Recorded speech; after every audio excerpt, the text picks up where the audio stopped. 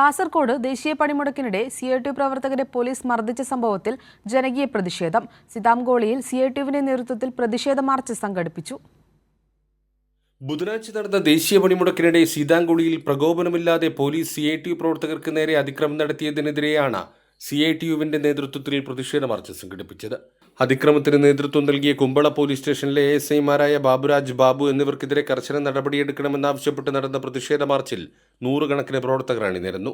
CITU ജില്ലാ general secretary Sabu Abraham ഉദ്ഘാടനം ചെയ്തു.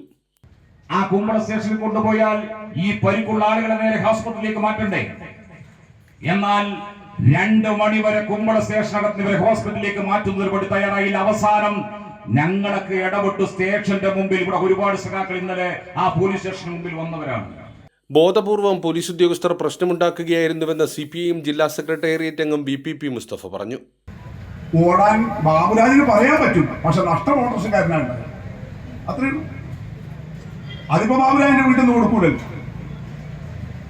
അപ്പൊ ബോധപൂർവം അങ്ങനെ ഒരു പ്രകോപനം ഈ ടൗണിൽ ഉണ്ടാക്കിയെടുത്തത് ഈ ബാബുരാജാണ് എന്നുള്ള കാര്യം പകൽ പോലെ വ്യക്തമാണ്. പോലീസ് അതിക്രമത്തിൽ പരിക്കേറ്റ CPIM Puthika local secretary Santhosh Kumar, Bineesh, Madhusoodanan എന്നിവരെ ചികിത്സ നൽകാതെ 3 മണിക്കൂറോളം പോലീസ് സ്റ്റേഷനിൽ തടഞ്ഞുവച്ചിരുന്നു. നേതാക്കളെത്തിയാണ് ഇവരെ ആശുപത്രിയിലേക്ക് മാറ്റിയത്. ജില്ലാ മജിസ്ട്രേറ്റ് ആശുപത്രിയിലെത്തി മൊഴിയെടുത്തതോടെ ജാമ്യമില്ലാ വകുപ്പുകൾ ചുമത്തി കള്ളക്കേസെടുക്കാൻ നടത്തിയ നീക്കം പാളി.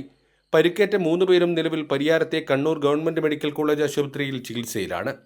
പോലീസിന്റെ മർദ്ദന വീഡിയോ കണ്ട മജിസ്ട്രേറ്റ് കാസർഗോഡ് DYSPയിൽ നിന്ന് റിപ്പോർട്ട് തേടിയിട്ടുണ്ട്. കൈരളി ന്യൂസ്, കാസർഗോഡ്.